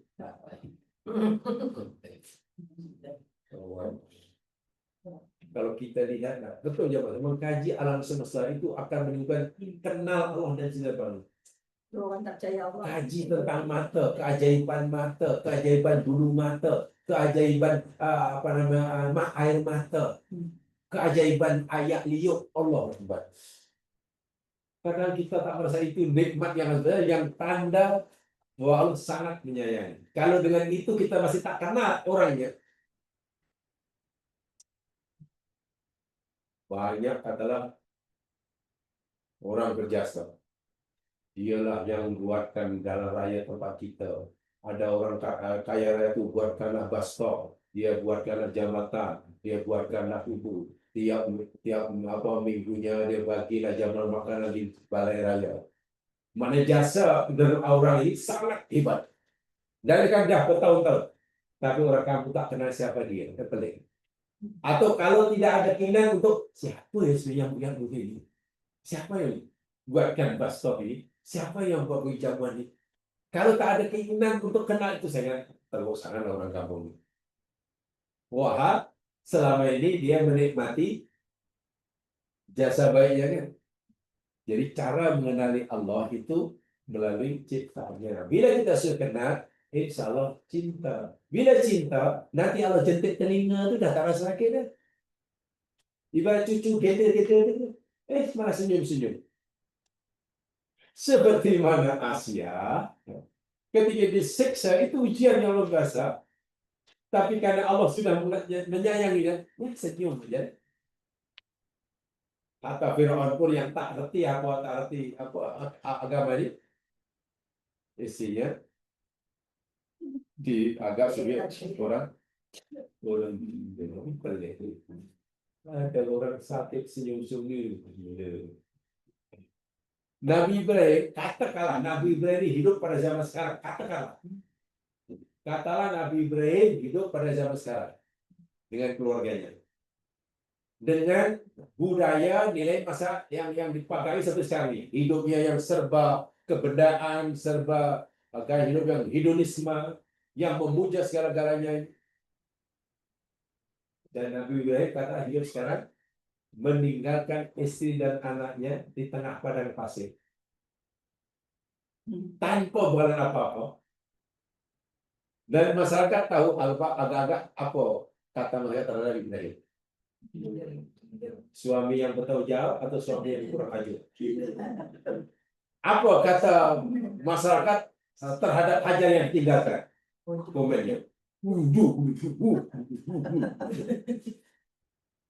Dan apa kata dunia ketika melihat Ibrahim nak sembelih anak kandungnya sendiri? UN pasti gaduh. Ini manusia guna. Ya macam itulah hidup ni.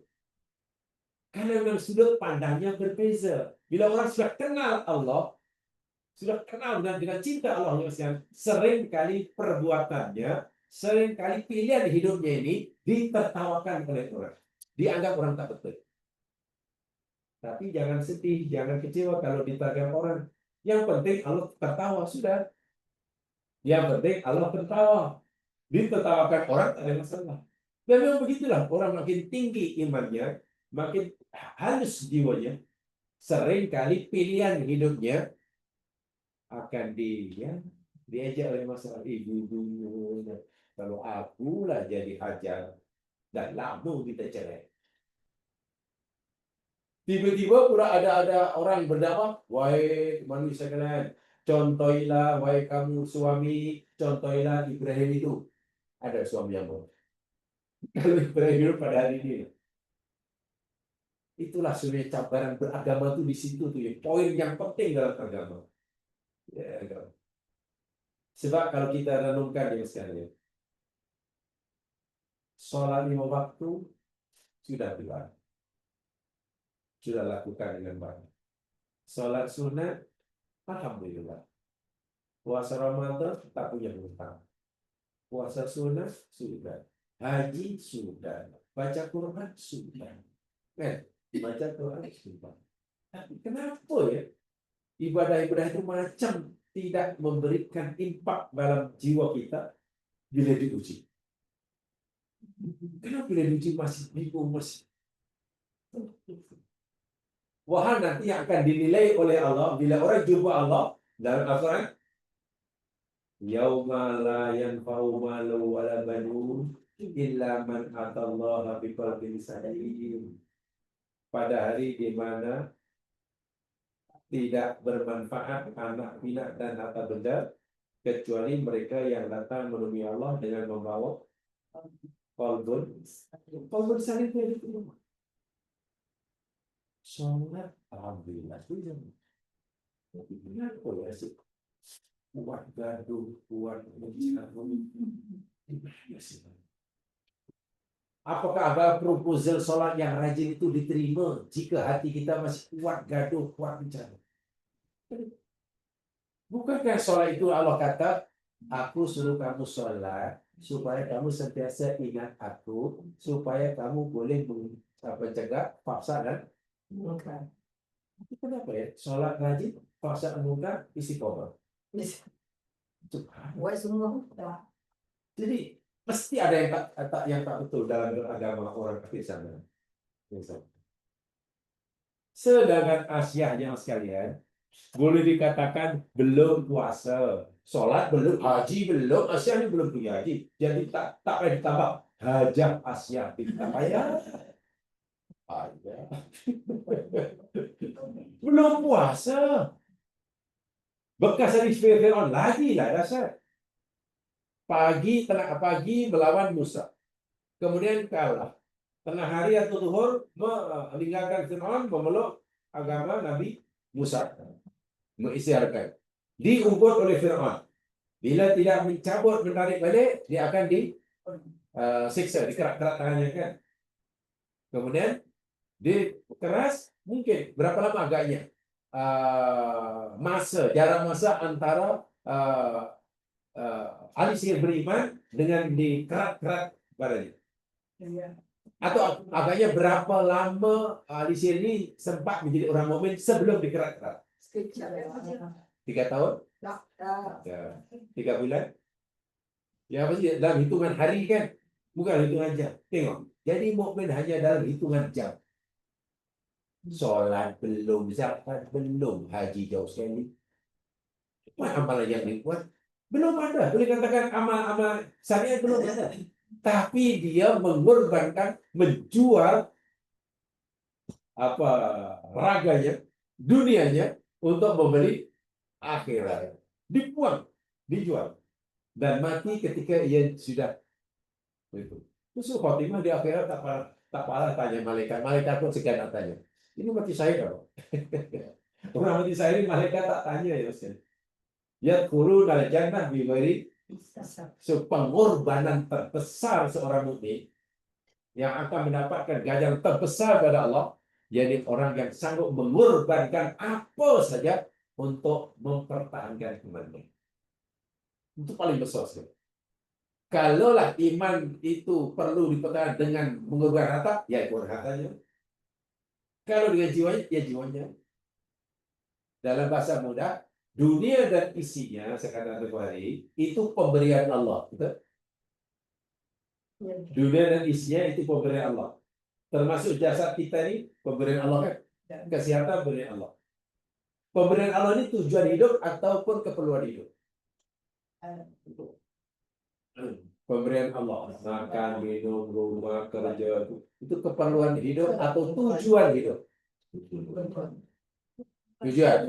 Jadi jamaah lahir itu tujuannya untuk kerja. Siapa maulah. Wahai manusia, aku cipta kamu sebagai hidup dan tujuannya kamu mesti makan, kamu siapa mau hidup? Itu hanya tujuan hidup apa? Menurut Al-Quran. Bama khalaqtul jinna wal insa illa, itu jelas sekali dah. Aku tidak ciptakan jin dan manusia kecuali semata untuk menyembah Allah. Itu tujuan hidup. Buat apa yang Allah suruh itu tujuan hidup. Tinggal apa yang Allah tegak itu tujuan hidup. Dapat makanan, minuman, tempat tinggal, kesehatan, keluarga itu keperluan hidup. Orang-orang yang contoh tadi, dia bersedia mengorbankan keperluan hidupnya untuk mendapatkan tujuan. Ya itulah orang susul khotimah.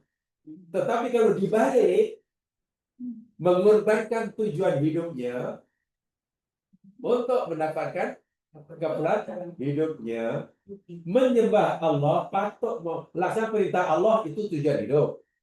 Oke, meninggalkan larangan Allah itu tujuan hidup. Mendapatkan harta benda secara hidup itu keperluan hidup. Kalau orang sangguplah melanggar Allah, Allah kata jangan berasuah. Alah rasuah apa? Tak rasuah tak dapat dia. Maknanya ia mengorbankan tujuan hidup untuk dapat neraka tempatnya yang sebenarnya. Neraka. Karena dia sudah menjual akhirat untuk mendapatkan dunia.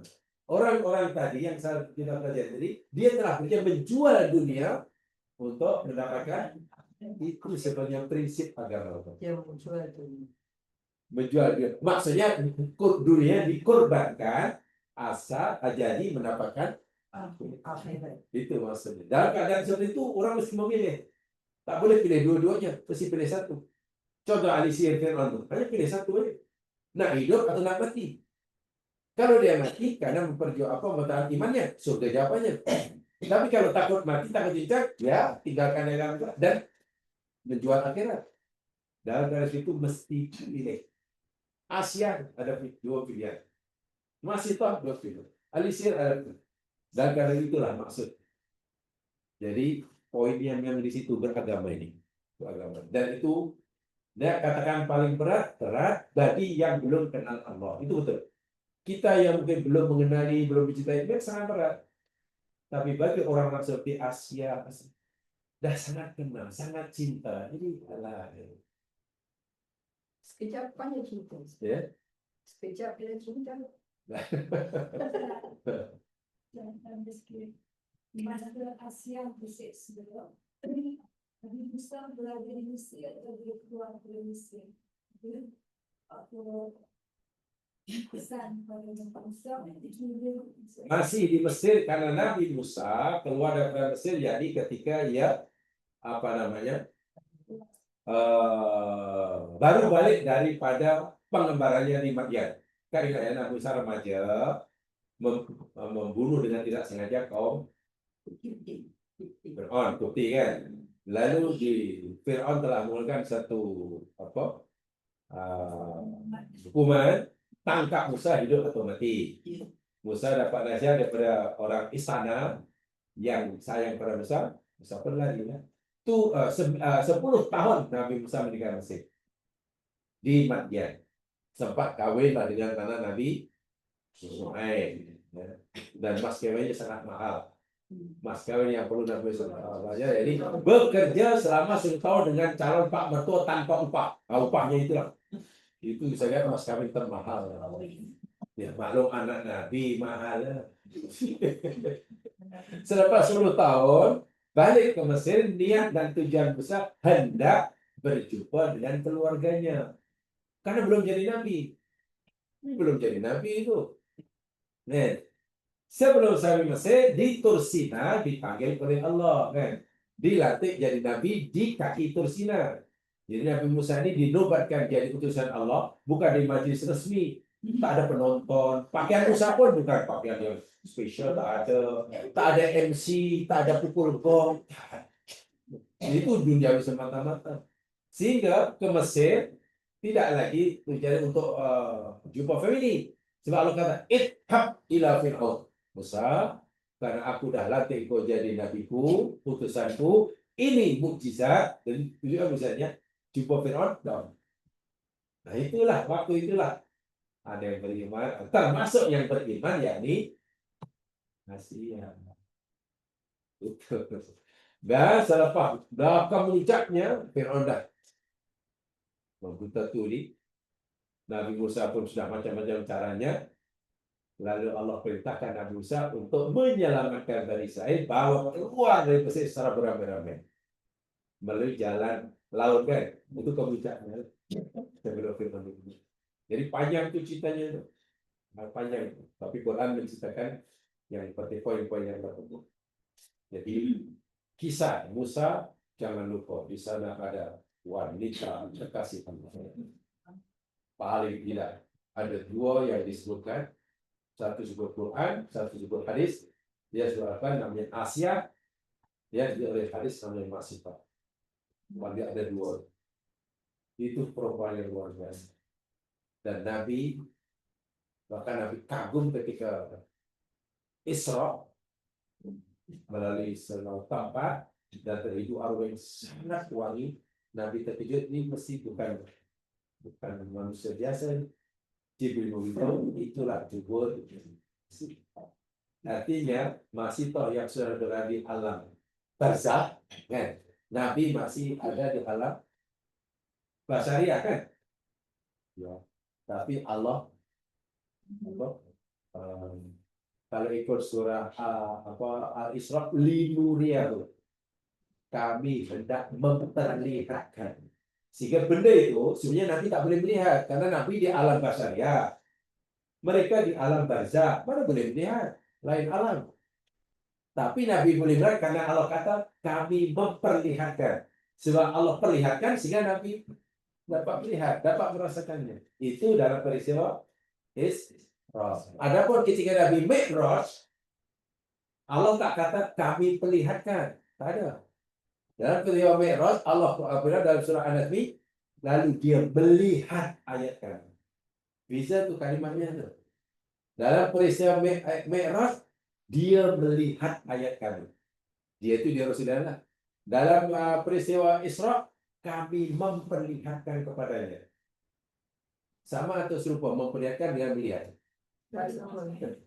Dalam peristiwa Mi'raj, Nabi melihat sendiri. Walaupun Allah tak perlihatkan. Apa sebabnya? Karena apa yang dilihat oleh Nabi, contohnya Jibril, alam malakut, di surga, dengan Nabi yang melihat itu berada di alam yang sama dimensi. Ya. Nabi dan yang dilihat, contoh Jibril kan melihat yang bentuk yang apa? Yang asal. Jibril dan Nabi ketika Nabi Mi'raj itu berada di alam yang dimensinya sama. Sama. Jadi boleh lihat, aras, alam, berbeda dengan ketika Nabi Isra. Nabi Isra itu Nabi berada di alam manusia, alam basyariah namanya. Kan antara masih Makkah dengan Palestina. Itu alam basyariah. Alam kita, alam yang berdimensi tiga. Sementara masih para nabi yang telah wafat itu berada di alam barzah. Mereka berada di alam yang berlainan dimensi dengan Nabi. Jadi Nabi tak boleh melihat kalau bukan karena Allah. Perlihatkan. Al-Quran sangat cermat kalimatnya. Yang boleh rujuk surah Al-Isra dan surah Al-Isra. Kalimat yang satu linuriyahu, yang satu ro'ah. Aro dengan ro'a itu maknanya beza. Ro'a maknanya melihat, aro maknanya memperlihatkan. Agak-agak kita boleh melihat malaikat atau tidak kalau Allah perlihatkan? Boleh.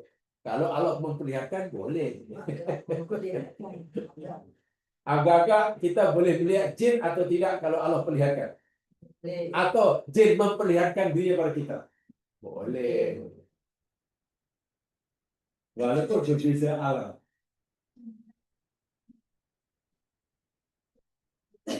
Nah, sebab itu Nabi tak pernah melihat Jibril dalam bentuknya yang asli ketika di alam. Sebab itu Jibril bagi wahyu di warna hijau. Atau Jibril menjelma jadi sahabat Nabi baru melihat. Alasannya itu tadi. Jibril berada di alamnya, Nabi berada di alamnya, berbeza alam. Tak mungkin. Kecuali Jibril pindah ke alam manusia atau Nabi masuk ke alam Jibril. Sehingga mereka berada di alam yang sama itu. Sebab itu jangan khawatir. Nanti di akhirat, adanya alam di akhirat itu sama sama semua manusia. Semua makhluk di akhirat alamnya sama tidak? Sama. Di akhirat alamnya sudah ada lagi alam dunia, alam barzah, alam dunia sudah dihancurkan. Alam barzah sudah hancur karena sudah tak ada lagi. Semua pindah dalam akhirat. Bahasa mudahnya, alam akhirat itu semua makhluk berada di alam yang sama dimensi. Dimensinya jadi dimensi yang ke-11. So itu manusia boleh tengok jin boleh tengok kita, tengok malaikat, bahkan tengok amal pun boleh lihat. Niat itu macam mana rupanya pun boleh. Karena tidak ada lagi apa dipanggil? Hijab tidak ada. Kita dengan alam kubur kan ada hijab. Alam yang dimensi ada hijab. Cuma itu tak nampak. Jadi ibarat kita duduk di satu rumah besar, di situ katakanlah ada 11 bilik. Dan tiap bilik itu ada dinding-dinding. Kita tak boleh kita duduk bilik ini, tak boleh, tak nampak bilik sana, tak boleh orang sana. Sekarang rumah yang ada sebelah bilik itu, dinding di bilik itu dirobohkan. Nampak semua. Dan akhirat sudah tidak ada hijab itu tak ada. Sudah itu di akhirat tak ada orang pakai spek, matanya semua oke. Pendengarannya semua ada. Bahkan niat pun boleh dilihat bagian. Niat macam mana rupa dia boleh nampak. Yaumatu blas sarair dalam surah Tariq. Pada hari di mana niat itu Allah perlihatkan. Macam mana orang tu riak tu macam mana rupanya, dendam tu macam mana, dendam tu macam mana, hasad tu macam rupa dia. Nampak. Tidak ada lagi yang rahasia. Di akhirat tidak lagi yang rahasia. Karena semua oleh Allah sudah bahkan ke puncaknya. Subhanallah. Maha suci Allah sebenarnya surga Allah. Ahli surga boleh menatap, memandang Allah. Itu janji Allah kan? Bayangkan, dan begitu sekali di akhirat. Orang-orang yang dipilih oleh Allah, dan itu janji Allah, wujuhu yawmadin nazir. Pada pada hari, wajah Allah seorang berseri-seri karena dapat memandang. Itu sudah kemuncak ini, dah tak ada lagi nikmat yang lebih besar. Ya macam mana caranya kita tak perlu fikirkan, karena itu zat Allah, hanya perlu kita iman itu. Dan itu semuanya, yakni untuk mencapai ke sana kita tidak boleh berkendaraan dengan kendaraan fisikal, tak boleh. Dengan kendaraan yang material tak boleh, dengan kapal terbang tak boleh. Ke sana mesti berkendaraan jiwa yang suci. Bahasa Al-Quran, an-nafsul mutmainnah. Nak pergi ke alam jin pakai kereta api, tak mungkin. Kereta api benda masuk alam jin, hancur yang sekalian. Nak pakai kapal terbang tercanggih, terbang tinggi, nak apa tengok alam malaikat, berkecai. Itu alam mesti. Yang pergi sana itu jadi jiwa yang suci. Yaitu jiwa ini kalau ditingkatkan di ayat makin tinggi makin tinggi. Jiwa para Nabi, Nabi sudah tinggi, sahabat luar biasa. Abu Bakar itu sering kali mengatakan, kalau aku di masjid Nabi, bila Nabi cerita surga, seakan aku melihat surga. Bila Nabi cerita azab, seakan aku melihat neraka itu depan. Itu Abu Bakar. Bukan Abu Bakar berhalu, tidak. Abu Bakar tidak berhalusinasi. Itu karena basirahnya sangat kuat. Basirah itu apa? Mata hati. Mata hati basirah. Kalau mata ini namanya basor. Ini basor.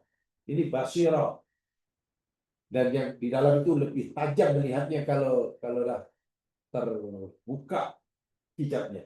Mata ini tak tajam sangat. Boleh melihat benda yang dekat, itu yang besar. Kalau dekat tapi kecil tak nampak. Besar pun kalau dekat sangat malah tak nampak. Coba dia tengok dinding dekat-dekat, tak nampak. Kan? Dekat, tak nampak. Tengok gajah dekat-dekat, tak nampak. Mana? Mata kita ini Allah terhad. Walaupun dekat dengan telinga, kita tak pernah lihat telinga kita. Iya, tak pernah. Habis itu dicermin, itu bukan telinga, itu bayang-bayang. Jadi pokok pangkal rupanya jiwa sebenarnya. Bukan roh ya, jiwa. Jiwa yang kita pelajari ada jiwa amarah, ada jiwa lawama, ada jiwa mutmainnah. Yang ketiga itu yang kita pelajari itu diulang lagi. Bagaimana untuk meningkatkan, walaupun belum lengkap, jiwa tadi jiwa mutmainnah. Macam mana nak mencapai jiwa mutmainnah itu ada kaidahnya Tuhan. Ayat-ayatnya ada. Langkahnya begini. Itu ada ayat-ayatnya, tapi kena disusun dan dikumpulkan ayat-ayat berkaitan. Sebab jiwa mutmainnah itu maklumat. Cara untuk mendapatkannya ada ayat yang lain beritahu ini. Itu kemuncaknya, itu kemuncak. Itu saja, mudah-mudahan cukup bermanfaat. Kalau untuk kita sambung, untuk kita terus menggali jiwa mereka ini seperti apa sebetulnya ini. Begitu kuat sekali. Masih tugas kali sihir. Tapi sebenarnya jiwanya seperti apa yang bagus. Yang Quran kata jiwa mutmainnah, sehingga bayangkan alam kubur lepas ada pertanyaan. Dalam akhirat semua menunggu dia ini. Tak masuk tanpa kisah. Dan tidak semuanya orang-orang yang dihormati di dunia masih tahu tadinya apa? Mak Anda pelayan. Bukan. Jadi Allah ini Maha Adil. Siapa yang berusaha tak kira siapapun. Kan itu. Subhanakallahumma bihamdika asyhadu an la ilaha illa anta baik. Oh, إلا الذين آمنوا وعملوا الصالحات وتواصوا بالحق وتواصوا بالصبر. السلام عليكم ورحمة الله وبركاته.